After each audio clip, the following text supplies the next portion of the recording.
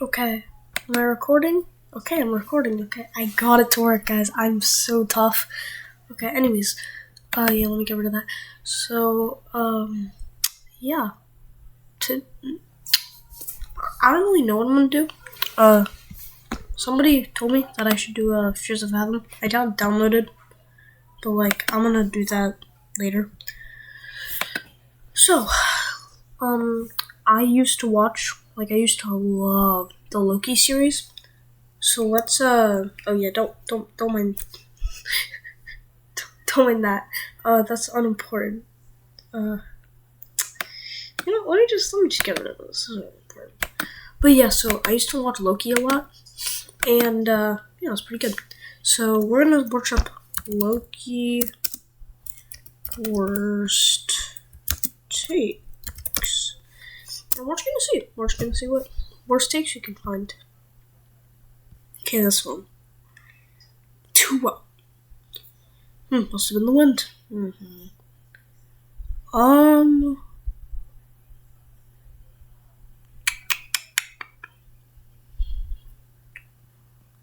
Okay. Let's see. Holy crap, there's no hot takes. This is really weird. Oh. Let's see this one. Great content needs a great audience, like your boss needs validation.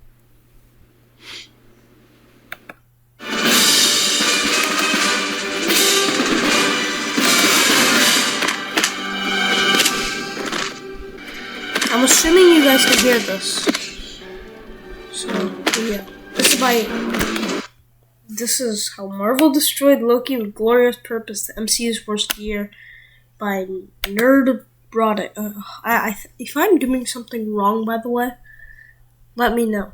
Okay? I'm just doing that like other YouTubers do. Yeah. Nerderotic.com. Remember this, Loki? I don't.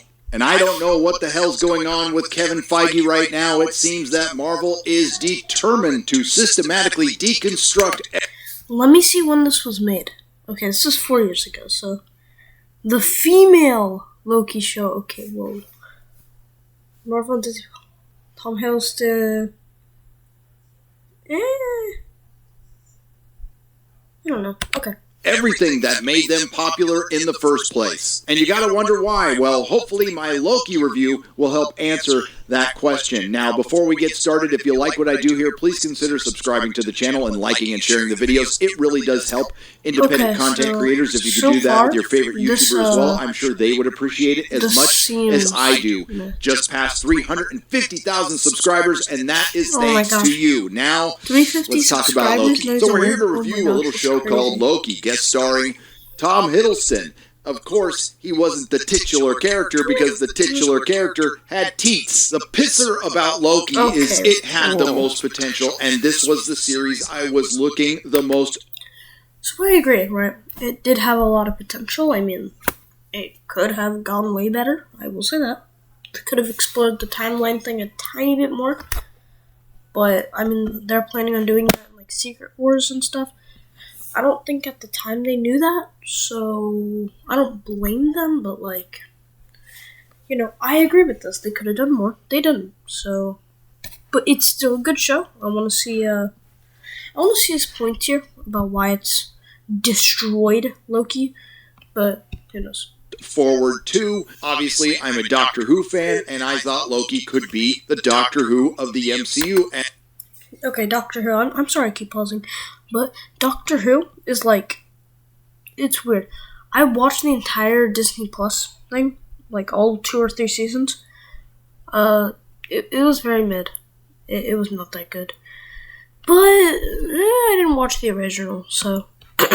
But I don't know. I feel like Loki was at least 3 times better than Doctor Who. That might be a hot take in itself. I don't know. I see a lot of hate for Doctor Who. But yeah. Okay, anyways, more. And that's how they pitched it, at least in the trailer. Loki ended up being a bait and switch on a couple of levels. In the trailer, they certainly made it look like it was going to be a time-traveling romp and not a series of sitting down at tables and talking. Now, this show ended up being about Loki, just not the one we liked. So, there will be spoilers, there will be crying, there will be feelings in hallways. Dare I say, Marvel's going full CW. This is Loki, the trickster, the god of mischief. You shouldn't have known which way was up in this series. We shouldn't have known which Loki was real. This should have been the ultimate in unreliable narrator. Think Memento. Okay. See, I agree with him, kind of, right? I agree that, we shouldn't know how the story's gonna go. We shouldn't know the direction. But, especially in, I forgot the other place. But what was it called? The place where Deadpool and Wolverine went, and they met the, bald woman. That's, Professor X's sister or something. That place.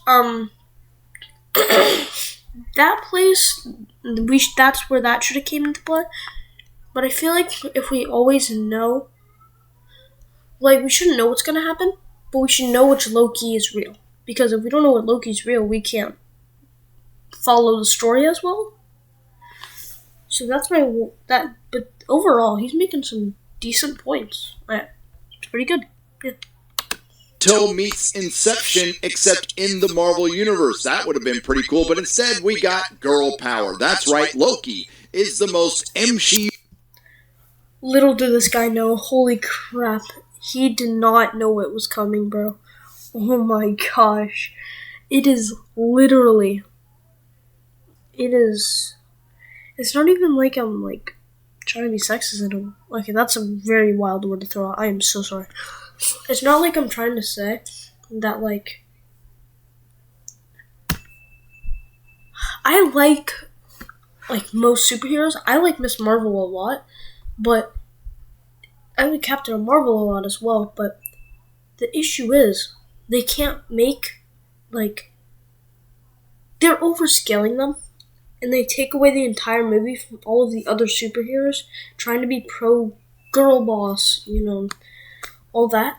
And it just makes the movies irritable because we're following a character that either nobody knows, nobody cares about, or they make the movie dull sometimes because they focus on a singular character and then all of the other characters. Okay, not saying Doctor Strange and Multiverse of Madness is, but you can see, basically it focuses on Wanda, but Wanda was a good villain, right? But they made Doctor Strange a good one too, so that's not fully girl boss go. But in this one, they do. So I'm gonna keep going, but yeah. Thing in the MCU, and in a lot of ways, it's just as bad as Black Widow. I mean, this show is linear. How could you make a Loki show linear? What am I thinking? This is Disney. I've already gone over the first episode in detail, which you can check out right here, but we will briefly recap the Oh my gosh, he has another one?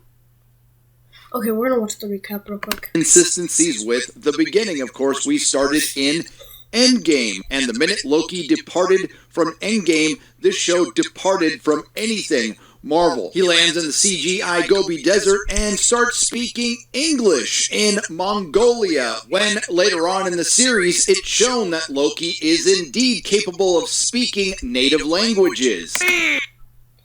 Okay, so here's the thing, right? Wait, what is it? Me, Norman! Okay, so you wanna know why? It's just because he was literally just thrown into the desert, trying to make an escape. It's also just good for, just viewer sense, So, that's not really that's a nitpick. I mean, it makes sense, but it's a nitpick. And I mean, yeah, but he's just trying to prove a point, rather than trying to actually flee and escape, so I don't think that counts. Look! Unfortunately, the priority wasn't consistency in character or storytelling, it was only in deconstructing Loki. So, Within the matter of a couple of minutes, we make Loki look like a bumbling idiot, and this is only the beginning. And of course, Body Positivity Time Cop shows up and punches him in the face in slow motion. Apparently, they're trying to make some sort of statement here, and you would think you wouldn't want to do this with your main character.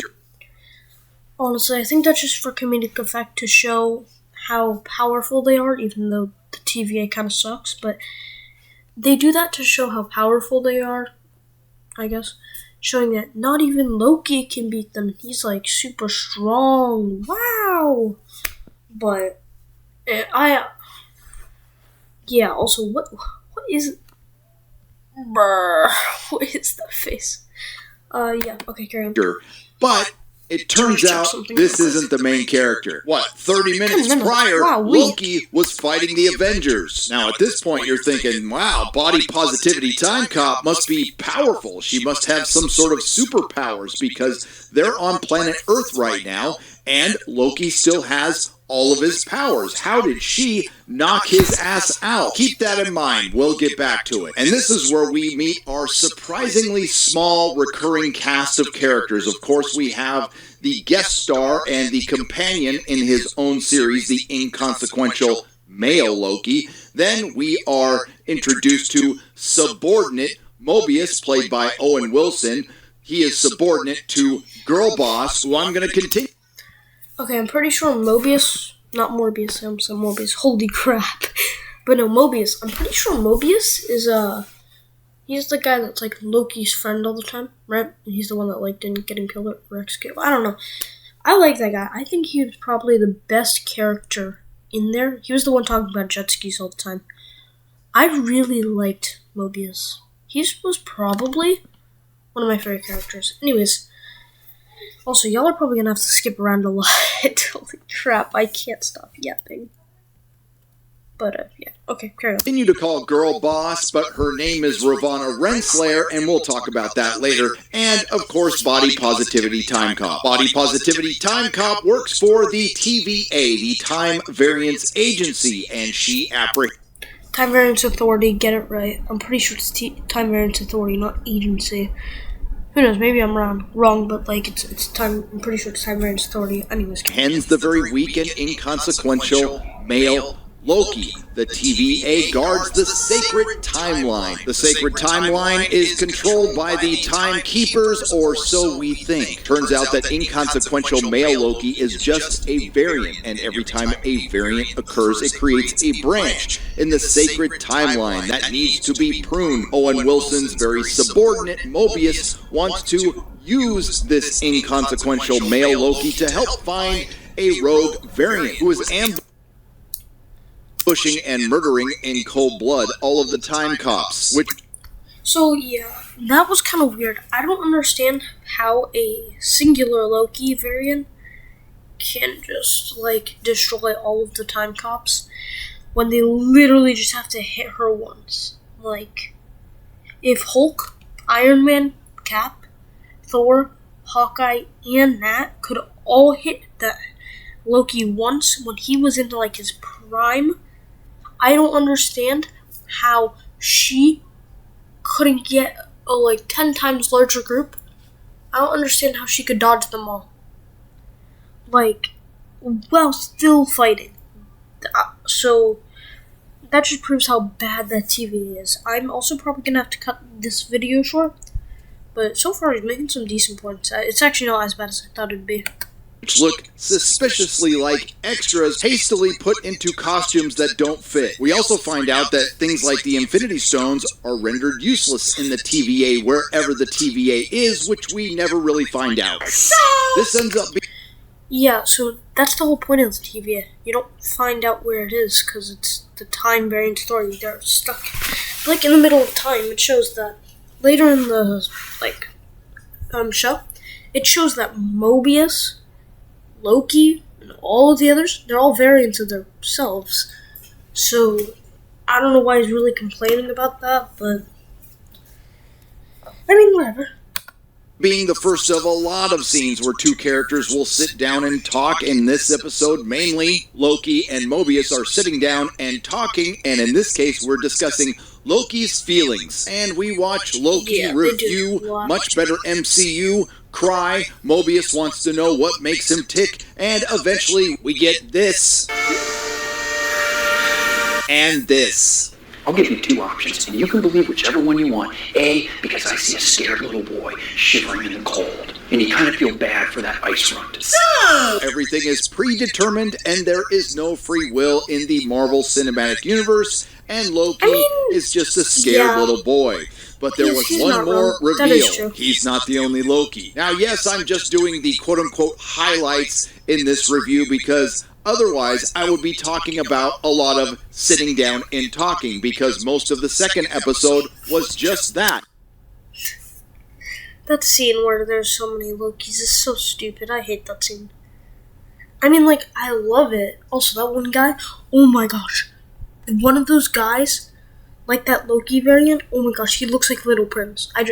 Oh my, okay, carry on. Girl boss sitting down and talking to Mobius. Mobius sitting down and talking to Loki. Loki sitting down and doing some work by himself. And then Loki and Mobius sitting down and talking. During all this sitting down and talking, which is starting to look suspiciously like drawing this thing out much longer than it needs to be because it wasn't really necessary, we do finally get some necessary information. Subordinate Mobius and inconsequential male Loki figure out that the other Loki variant is hiding out in Doomsdays to hide the fact that they are a living and breathing Nexus event. And we spent...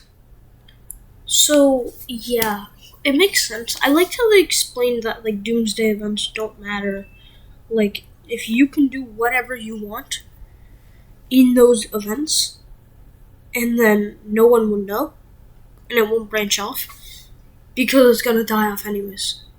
I like how they explain that, and I like how I can still remember that, like 3 months after I watched it. So I like how they explained it.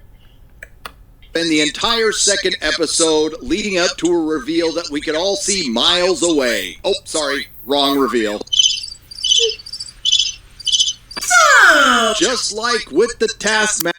That is so annoying. I hate that. It's so annoying. Everyone who has been paying attention could see this coming. It's a female Loki, which is much smarter, stronger, independent, and empowered. You go, girl! This isn't about you. And no truer words have been spoken in this series. It turns out very capable female Loki has a power that the inconsequential male Loki doesn't have.